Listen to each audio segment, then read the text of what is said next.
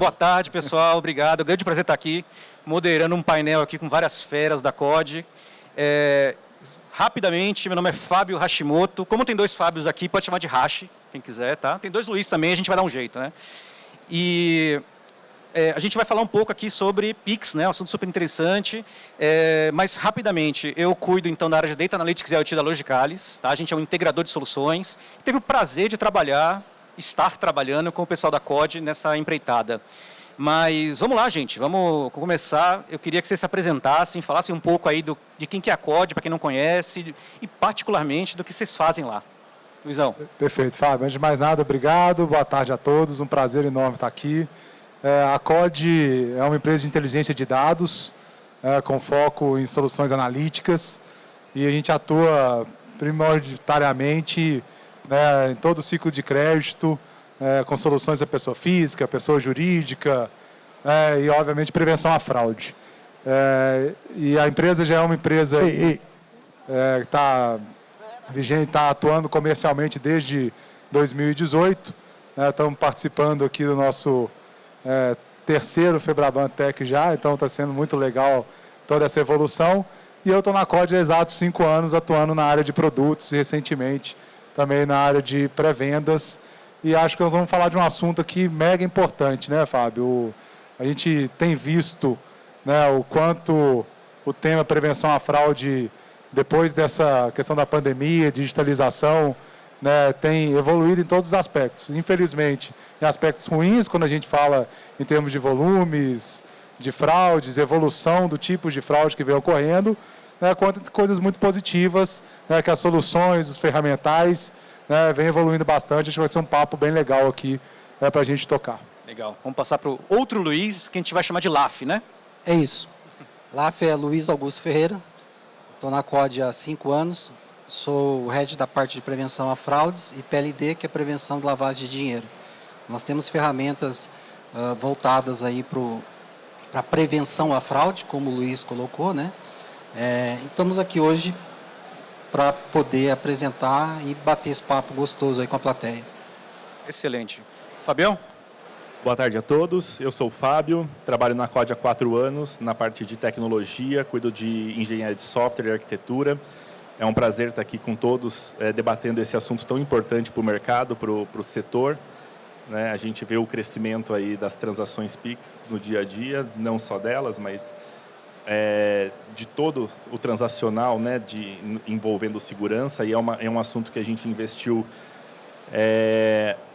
muito desde 2020. Né? Eu estou na COD desde 2019, desde 2020 a gente vem falando sobre isso. Eu acho que vai ser um papo muito bacana aqui com todos. Obrigado. Legal, então vamos começar já. Você já deu até a deixa, né? O Pix é um sucesso, né? 2 anos e meio, mais ou menos, aí, né? Um pouco mais menos que isso, mas um baita sucesso, tem crescido muito.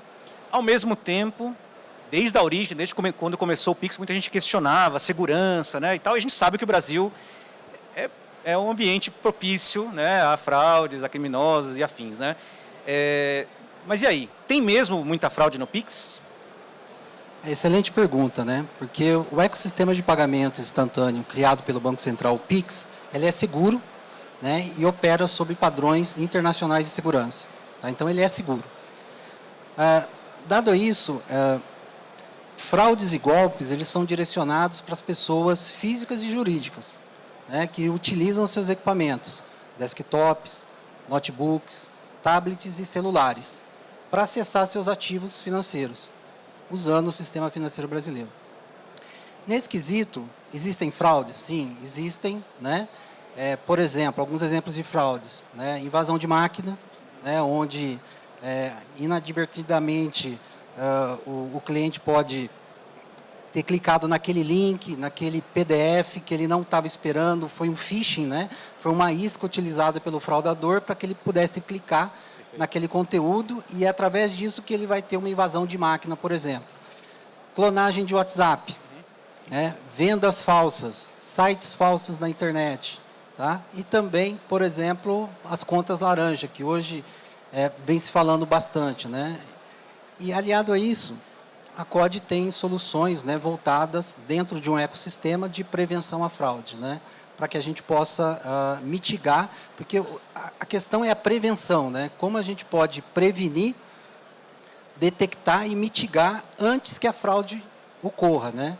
E por que o Pix? Porque o Pix é o meio utilizado mais rápido para os fraudadores.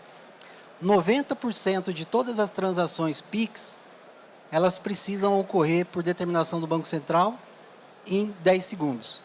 Perfeito. Então, é o meio utilizado porque é um meio rápido, né, para que ele possa pulverizar, eventualmente, o dinheiro da fraude. Quer dizer, o Pix é seguro, mas as pessoas não são, né? Ou seja, elas podem ser enganadas e aí levadas a usar um serviço seguro para fazer uma transferência, né? Perfeito. E você falou, né? A COD, então, tem uma participação aí nesse processo de aumentar a segurança. Como é que é isso?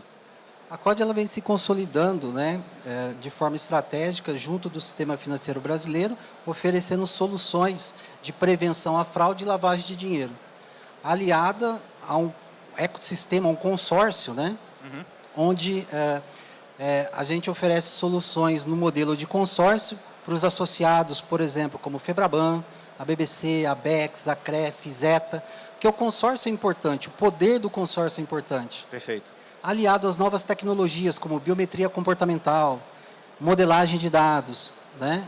E também inteligência artificial, para que a gente possa melhorar a nossa tomada de decisão.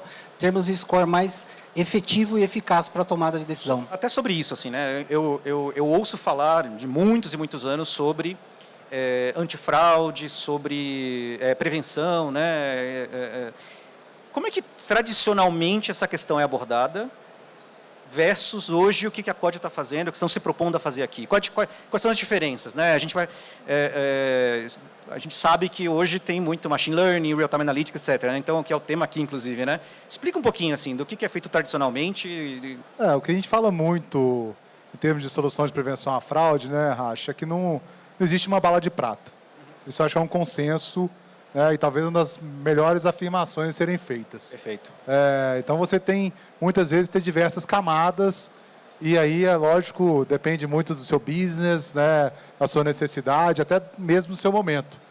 E todo este processo, né, dessa camada precisa ser entendido todo esse ecossistema a nível da empresa, né, a nível do prestador de serviço, a nível do seu fornecedor, e como que isso tudo trabalha, né, muito integrado. Então, você tem processos padrões, como muitas vezes você tem um motor de decisões, né, você tem etapas de validação, seja ela cadastrais, seja ela biométricas, né, entre outros. E, claro, utilizar muita inteligência.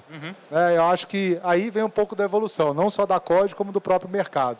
Como realmente utilizar a inteligência analítica, utilizar toda essa disponibilidade das novas tecnologias a favor desse serviço, inclusive a assimetria de informação.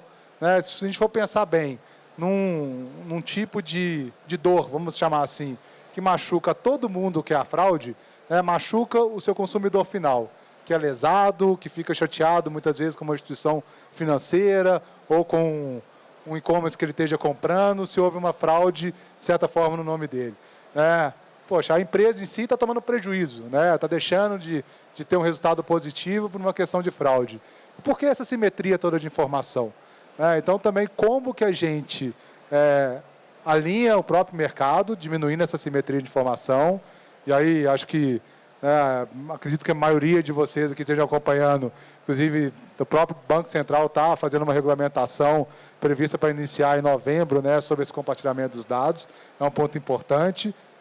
E mais do que isso, como que a gente pega toda essa jornada de comportamento, e transforma esse comportamento em mais atributos para fazer a governança. Então, sim, você tem que não só reconhecer a transação, reconhecer para quem é a transação e reconhecer para onde essa transação está indo para você realmente ter este comportamental. Então, acho que isso começa a ver um pouco diferente do que antes olhar só a transação, só aquele momento do onboard, só o momento. Agora não, a gente precisa ver o comportamento inteiro. É algo mais do que aquela coisa de você ter seu nome numa lista negra, digamos assim, de gente conhecida. Com certeza. Muito mais. E deixa eu entender também, assim, né? O Laf falou um pouco de biometria, talvez, nessa história, né? Mas ele está falando de quê? De reconhecimento facial, digital, isso daí? Ou tem outras coisas envolvidas? seria o comportamento biométrico. Então, como o Luiz colocou, são frameworks de segurança. Os bancos hoje, as instituições financeiras, eles têm os seus motores com as suas regras atuais. Utilizam também, por exemplo, regras de velocidade, de comportamento, né, de geolocalização, mas a gente precisa evoluir mais, né? Como que a gente evolui dentro desse framework? Né? A COD tem trazido, por exemplo, biometria comportamental, onde a gente consegue criar um perfil biométrico da forma com que o seu cliente segura o aparelho.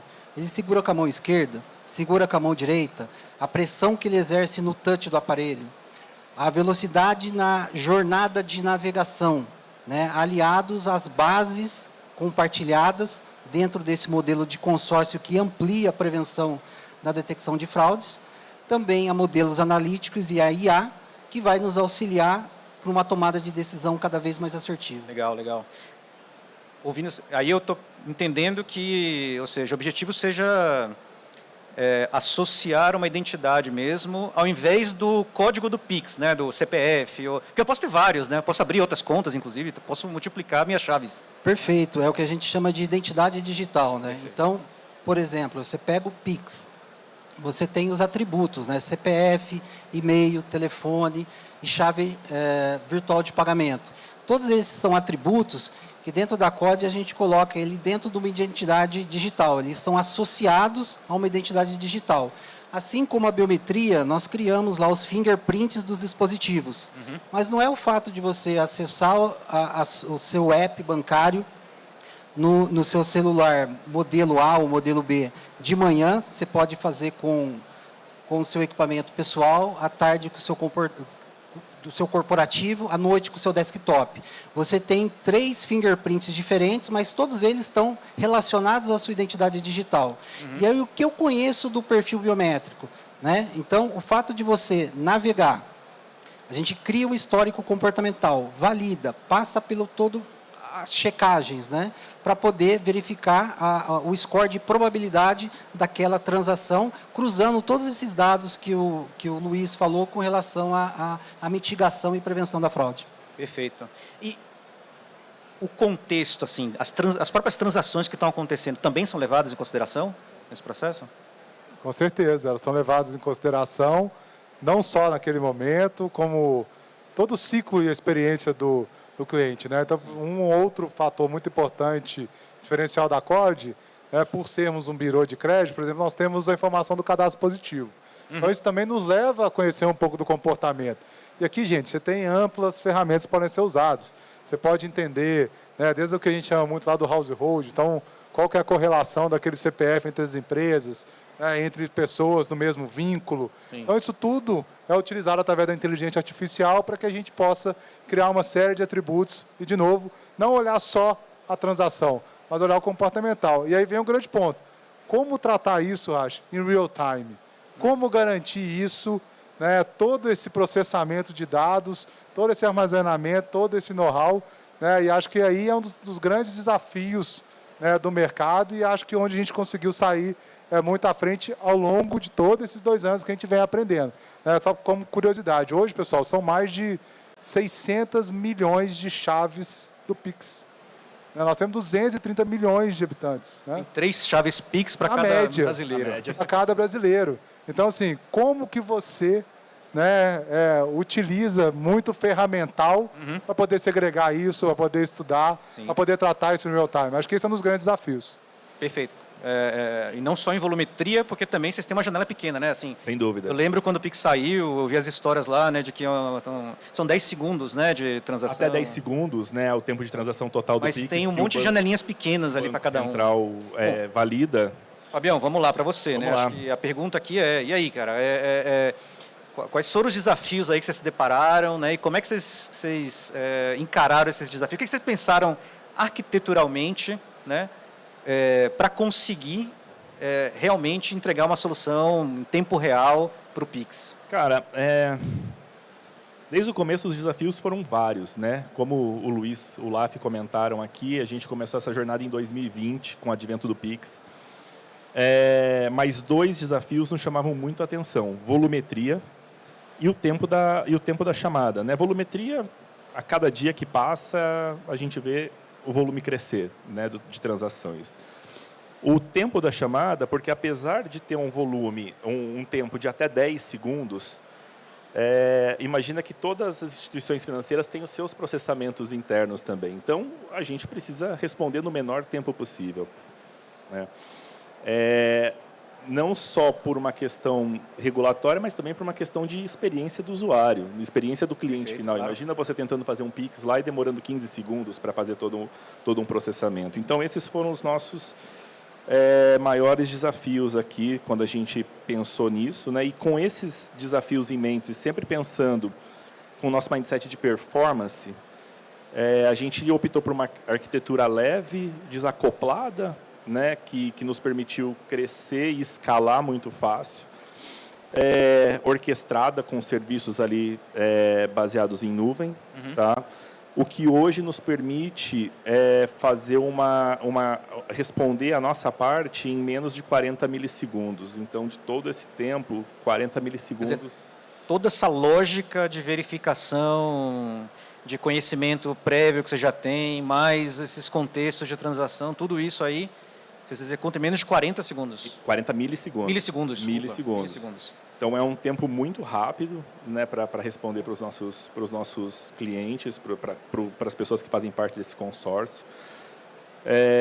E com essa arquitetura desenvolvida, ela possibilitou a gente ir muito além do Pix, como o LAF e o Luiz comentaram sobre a biometria, sobre a identidade né, biométrica, enfim. A gente pode ir muito além. E hoje os nossos serviços são usados não somente para Pix, mas para transacional em geral, DOC, TED, TEF, para logins, para e-commerce, para transação e-commerce, né? E aí, um outro desafio que eu tinha, a gente sempre provoca muito o Fábio e o LAF aqui, ainda mais, né, sempre de produtos, né? Acho que você conhece bem. Um outro diferencial importante da COD, né, que é a questão realmente das parcerias e de ser realmente um ecossistema. Como eu já mencionei aqui, uma vez que não existe uma bala de prata, mas para o nosso cliente final, ele tem que ter essa solução o mais simples possível, o mais integrada possível. Então, qual que era um outro desafio que o Fábio sempre teve, aqui o LAF também? Como que eu consigo, né, ter flexibilidade para poder, né, integrar novas soluções, ou seja, como quase um pouco do conceito do modular, né? Ok, se tem um cliente precisando de algo a mais e eu não tenho ali e faz sentido para o mercado, né, a COD tem toda a condição de desenvolver isso daí, né? Então, por isso que a gente fala que o Código X hoje é um ecossistema de fraude, né? Ele não é um produto único, ele não é uma ferramenta única, ele é realmente um ecossistema, né? E daí até a nossa flexibilidade em nos adaptar muito rápido, né? Então, já mencionei aqui a resolução 6 do Bacen, né? Algo que hoje a gente já possui, né, a solução aderente, né, à resolução no formato que ela está hoje. A gente sabe que vão ter alguns detalhes maiores, né, que devem ser divulgados aí, mas toda essa flexibilidade e facilidade que o Fábio mencionou, né, nos deixa ter certeza que, independente do quão necessário seja, a gente vai conseguir, né, evoluir a solução, né, para realmente ter algo para ofertar ao mercado, para a aderência regulatória. Então, isso também é uma coisa muito importante quando a gente fala de um ecossistema como um todo. Legal, legal. O Código, então, se posiciona como um hub, o Código, né? É um hub para todas essas tecnologias de antifraude, independente do Pix, inclusive, né? Então... Independente do Pix. Ele tem lá a parte de onboard, como o Fábio comentou, autenticação de devices, né? Tem também todo o transacional. E como o Luiz colocou, ele é modular. Nós olhamos e entendemos a necessidade do cliente e trabalhamos a duas mãos. Nós não queremos o cliente simplesmente comprar por comprar, né? Ninguém vai comprar por comprar, tem que ter valor agregado. Então, como ele é modular, você pode adquirir em módulos ou mesmo selecionar os combos que vão melhor atender a sua necessidade de negócio. Então, se a sua dor latente hoje é conta laranja, nós temos um produto dentro do ecossistema para atender especificamente, né, detecção de contas laranjas. A score comportamental, temos as soluções de score comportamental. E assim com todas as ferramentas, né, dentro do ecossistema do Código X, voltado, né, para proteger cada vez mais e blindar o sistema financeiro brasileiro. E como eles colocaram aqui, como pela modularidade, você pode chamar uma ou todas os nossos produtos de acordo com a necessidade. Como são entregues os produtos? São APIs? São por meio de API. Legal, por meio de legal. API. Então, você pode chamar da forma com que você desejar, vai ter aquela resposta. Legal. E até para evolução, né? Hoje, a área do Luiz aqui pensa em vários produtos para evolução e a gente pluga muito fácil nesse ecossistema e o cliente já tem a chamada pronta, só fazer a adequação ali do que ele quer chamar ou não. Para o pessoal que é mais técnico, né, que está aqui na plateia, Fabião, dessas características que a gente falou, né, de modularidade, você tocou no tema de escalabilidade, performance, né? Você pode compartilhar um pouco mais aí sobre decisões que vocês tomaram em termos, né, de uso de tecnologia, talvez? Bom, você já falou sobre nuvem, né? Então, talvez a primeira decisão tenha sido essa, né? On-premises ou nuvem? A gente foi para...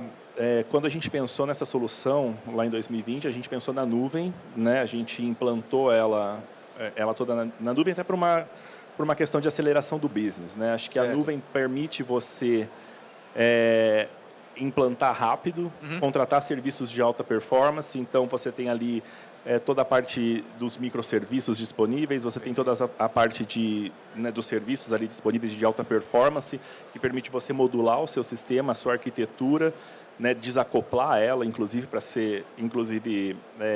poder fazer ela modular. E permite o teu go-to-market, né? Então, além disso, você vai para o mercado rápido, você aprende rápido, se você errar, você conserta rápido. Fail então, fast, né?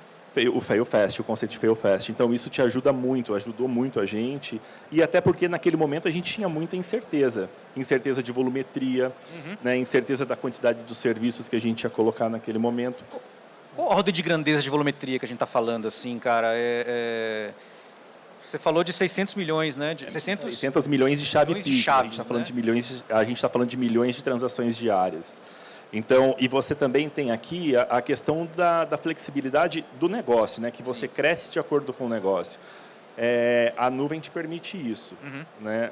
A gente tem a gente percebe, nota pelos nossos monitoramentos, o maior pico de chamada durante o horário comercial, começando 6 da manhã até 10 da noite, depois você cai. Então, por que você vai ficar com uma infraestrutura ligada esse tempo inteiro, tendo todo esse custo? Né? O conceito da hora de maior movimento, né? Você tem, sei lá, das 8 às 7 da noite, deve ter 80, 90% de toda a transação. Sem dúvida. 2 da manhã não tem muita coisa, né? Sem dúvida. Então, você tem ali alguns ganhos, né? Você tem um tempo rápido de implantação, você tem a escalabilidade do negócio, que ele escala de acordo com o que você precisa. A elasticidade. A né, elasticidade. né? Você tem uma arquitetura desacoplada que permite você conectar qualquer serviço, seja nosso, seja de um parceiro ali, para aumentar a completude dos nossos dados, né? E isso a gente trabalha muito também. Então, tem muitos ganhos aqui. E complementando o Fábio aqui, Racha, você deu um exemplo bom, né? Apesar do volume, né, você tem uma concentração e é claro que tem esse comportamento, né? Esse do que acontece às 2 horas da manhã, é um que toda a inteligência por trás tem que estar 100% plugada, funcionando a 1000 por hora, Claro. para linkar com as variáveis, os atributos do comportamento para fazer, né, aquele alerta e tudo em real time. Então, sem sombra de dúvida, né, se não fosse uma arquitetura muito bem desenhada e muito escalável, né, isso não seria possível, porque por trás, de novo, gente, por trás está toda uma inteligência artificial rodando, né. Se você retorna, eu não sou técnico, então não conheço muito disso, mas você retornar algo em 40 milissegundos, imagina o tempo que o cara, né, que o nosso motor lá calculou o score, linkou os atributos, a gente chega a ter, gente, mais de 300 mil atributos. 300 mil atributos usados. Um negócio, assim, é um negócio absurdo. Né? Então, assim, como é que você pega ali, define, lógico, tem toda uma questão, uma estrutura analítica por trás disso, né? Todo um time de Big Data por trás, entendendo esse comportamento, definindo o que é mais importante para cada uma das transações, para cada features ali que acontecem. E isso tudo precisa estar muito bem amarrado, arquiteturalmente falando, e, de novo, e numa disponibilidade 24/7 para garantir, como o Fábio bem trouxe aqui, a experiência do usuário final, né? Que nem é do meu cliente, E você... é do B2B2C, né? Claro, exatamente. Imagina você que fez uma chamada agora e você vai receber o dado mais atualizado que a gente tem, a informação mais atualizada. Pode ser uma marcação de fraude que aconteceu segundos atrás. Então, tem toda um machine learning, uma inteligência artificial trabalhando por trás disso para dar toda essa informação real time, que foi, né, o que a gente está trazendo aqui. mais todo esse processamento, né, de atributos, de cálculo, para você responder em menos de 40 milissegundos. O Fábio, o crime não dorme, né? Ele é organizado e 24/7, né? Então, a operação tem que continuar com a mesma velocidade, com a mesma acurácia, com o mesmo score eficaz, né? Porque senão também a gente não consegue atender. E baseado nisso também tem um ponto importante na fala do Fábio, que é assim, a transparência dos dados, né? Quando você perguntou sobre velocidade, né? Como que é a velocidade, né? Que o Fábio colocou lá 46 milésimos de segundo. A gente retorna na API um metadado onde a gente coloca o tempo de processamento dessa API. Então faz com que o cliente receba essa informação em cada chamada transacional para que ele mesmo possa conferir, né? E não necessariamente desenvolver, a gente já está trazendo esse parâmetro para ele de tempo de processamento, ele pode colocar lá. E outra coisa importante, assim, não é uma caixa preta, né? Não é assim, ó, COD, qual que é o score de risco dessa transação? Tá? É 0,1. Tá? Então, a gente traz informações que, de fato, vão agregar valor. Ou seja, a gente coloca o score, as regras que foram sensibilizadas, que somadas justificam o score, classificação de risco, baixa, média e alta, e a sugestão, aprova, rejeita ou deriva. Tudo isso alicerçado, né, com cruzamentos de bases, como o Luiz colocou, com diversos atributos, seja dos próprios dados coletados na biometria, dados do cadastro positivo, ou informações de bases da COD ou bases de terceiros, analytics, IA, e principalmente feedback de fraude. Porque o modelo ele pode estar performando hoje, tá? Só que você precisa constantemente rever o seu modelo, e nós temos os nossos cientistas de dados na COD, que tem essa prerrogativa de rever modelo, testar modelo, tá? Para que quando o modelo deixa de performar, novos atributos, novas variáveis vão ser adicionadas para que ele volte a performar numa curva aceitável. Está fazendo um tuning constante, né? Pessoal, estamos aqui na fase amarela, laranja aqui já do horário, né?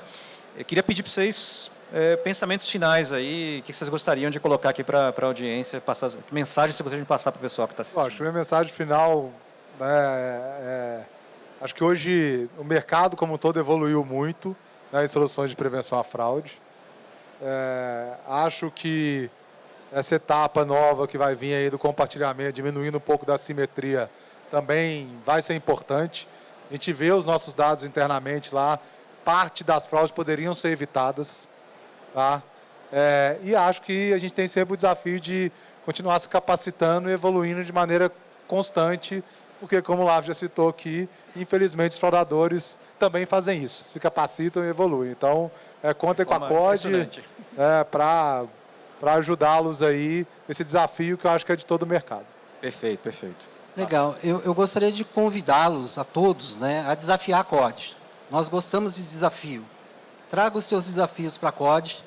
Né? A gente vai trabalhar a 4 mãos. Se a gente não tiver as soluções, nós temos parceiros de negócios ou vamos até fazer a co-construção desse desafio para que a gente possa ofertar uma solução que agregue valor aos nossos clientes. Agradeço aí a Logicalis pelo convite e obrigado a todos. Perfeito. Fabião?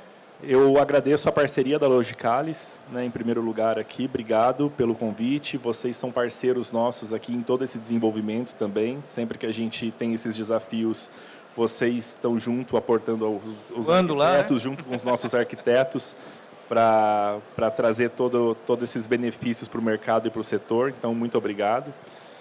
Convido também a todos a passar no estande da COD para conhecer, para tirar dúvidas. Seja... Aí pode perguntar as coisas mais técnicas. Pode perguntar as coisas mais técnicas. Qual que é a nuvem que vocês usam, que serviço, tá bom. Sem dúvida. É mesmo tomar café, né? Boa. Passar para tomar café com a gente. Happy hour, né, também depois. Boa. Então, onde está o stand? No C102. C102. Ao lado do Febraban, do auditório Febraban. Ok. Tá bom? Obrigado mais uma vez pelo convite e obrigado pela parceria. Gente, muito obrigado à plateia também por estar assistindo aqui. Eu não vou falar a locação do stand, porque ele está ali, ó, literalmente, da Logicalis. A gente também está com um micro stand dentro da AWS, tá? Meu time está lá de Data Analytics, então eu convido vocês a passarem lá para conversar com a gente, trocar ideia. O pessoal da COD fez o convite. Pessoal, de novo, muito obrigado. Foi um grande prazer mediar isso aqui. Valeu, gente. Valeu. Obrigado a todos.